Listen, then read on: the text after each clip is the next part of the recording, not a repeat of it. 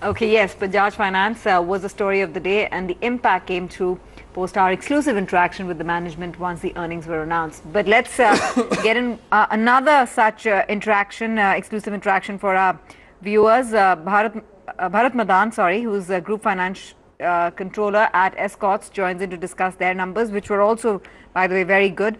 Bharat, it's great to have you on the show. Thanks very much for taking out the time. I particularly want to first start off with the margin performance where you've come in at 12% versus 7% year on year. Is this the new normal for you in terms of trends on the margin front? Yeah, I think if you look at the last 2 quarters, we have been reporting the numbers margins in this range only. So we think, I think, yes, these are sustainable numbers and probably we should do better next year.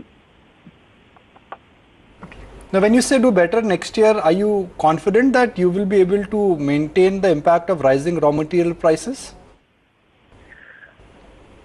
Yeah, so if you look at the last 1 year numbers, I think overall for the full year, the margins have been in the range of about 10.9% and the EBITDA level, and at EBIT level also it's somewhere around 11%.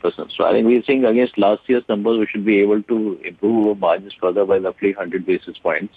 And that takes into account the issues which are coming on account of the material cost increases, the inflation happening there. So I think both put together, I think we are confident. I think the numbers should really look into range of 12% sort of plus into the overall margin. Okay. Bharat, can you give me a broader sense of where do you think the tractor industry is headed for FY19? You know, the other day we had the management of Mahindra & Mahindra on our show, and I've never seen Rajesh being that optimistic about the tractor demand. What to your mind has changed that in last 12 months the demand and even the demand explosion has been very strong? And there are 2-3 factors for that. I think if you look at the last 2 years, one obviously 2 years ago we were looking at the industry going down, so continuously towards years we saw the degrowth happening in the industry. So it started with a low base, and then obviously last 2 years has really brought back the industry level now to a new peak. So, and this also being an election year, and we always expected there will be a lot of subsidy programs which are running from the various state government front. So that will be a precursor to election, which has been a historical trend in the past also. So we have seen almost average 11% growth happens in the year preceding election year.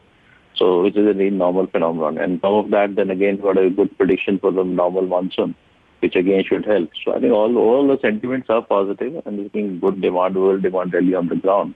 And we think this year definitely the momentum will sustain. And I'm not sure about next year what will happen post-election, but I will definitely this year should be a great year for the industry. My only thing is, Bharat, is, when you look at your numbers, they seem very encouraging. The only thing is, are there any risks that one would contest with the impending monsoon that can derail demand, or, irrespective of how things pan out, the demand environment, the numbers you think look very strong and intact? So normally, I think even after the good year of monsoon, the next year normally the water reservoirs are always full and the tables is good. So we don't really expect a major change happening on the industry front in the year after a good monsoon. And if you have a good, well spread out monsoon distribution, the rainfall is equally good, then I think it should also be good for the next year. So I don't think again that the good monsoon this year, the bad monsoon next year will actually impact your FY20 industry to that extent. So we think either demand should sustain. Yes, there will be some pressure on the pricing side, and if the government has to really support on the MSP, so what sort of pricing they offer and what sort of market realizations the farmers really get for the yield. So the output will again going to be equally strong on the productivity side. So that could be one, I think, issue which can remain. Otherwise, we don't expect anything significant which will be adverse to the rural sector. Yes, on construction and railways, which is again more really dependent on the government spending happening. So post-election definitely or pre-election there's a stagnancy on account of the spend levels. Then obviously that can have some impact on the demand. But I think going forward we again expect in the long term 4-5 years India stories impact on the infra side as well as the need cases there for railways to grow. So all sectors should continue to do well. A breakup of the 1436 crore, how much has come from tractors and how much has come from non-agri business? So tractors again as well as 79% and 15% this time is from construction business and about 5.5% from railways. Do you expect that there could be a sizable recovery in the construction business? Because when we speak to some of your counterparts who are in the construction business or construction equipment business, they are very confident because road demand is strong. They are very confident because NHI is rolling out more and more orders. Just like your tractor business came back in FY18, can your construction business come back in FY19? Yeah, construction has, in fact, if you look at the numbers on the full year basis, construction has given the highest growth year last year in FY18. So we expect, I think, the momentum should continue. So it can actually give you a positive surprise. Though as of now, we're expecting the industry growth to be somewhere in 16 to 18% range for next year. But yes, if the sectors can actually give you a very positive surprise. What does it make for Escorts to stay in the railways business? It's a competitive business. The business is not even 5% of your turnover. It's a business where we know the competitive intensity is only going to increase. So what stops you from, let's say, divesting that business? Well, I think one of the key reasons is we have been into the railway business for the last 50 years now. And definitely the growth in the railway demand has started coming in only last 3-4 years. And prior to that, for 5-6 years, we had seen actually hardly any order book used to be there. So railway had its own issues and the liquidity. So now with the financial closure happened on various capex programs for railways, so the kind of roadmap which we got from the railway ministry is very strong. So we expect this is one segment where we can actually also grow, so not only organically but also inorganically through expanding our product portfolio.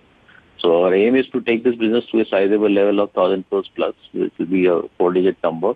And definitely the margin in this business will continue to remain the highest for us. So, and that's the momentum we see happening going forward too. So as of now, we don't have any plan really to exit. But yes, like you said, so overall still it will remain a main tractor-dominated portfolio for us. So which will continue to be even in the expanded portfolio, roughly 75% of our total turnover. So these two businesses will remain small, but definitely it will be profitable businesses for us.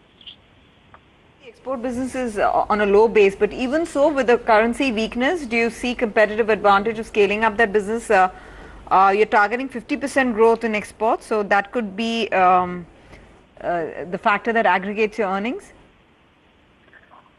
Well, as of now, there's not much dependence on exports, so we continue to remain the lowest player actually on the export number. So definitely we see there's a lot of potential there because we've been investing a lot in developing our product portfolio for the international market. And we are also exploring some contract manufacturing opportunities in that space. So definitely in the next 3-4 years, we expect the number should go up to 8,000 to 10,000 tractors per annum, which will become some sizable business to really bank upon. So as of now, and with the currency really becoming favorable for us, the impact will not be really large. Okay, Bharat, we leave it at that. Thanks very much for taking out the time to speak with us. We really appreciate you sharing details about your earnings. And I think the stock pretty much is telling the story, not just in today's session, but if you put up a period chart, you would know how this one has rewarded investors quite handsomely. Take a break then. When we come back, more on the markets.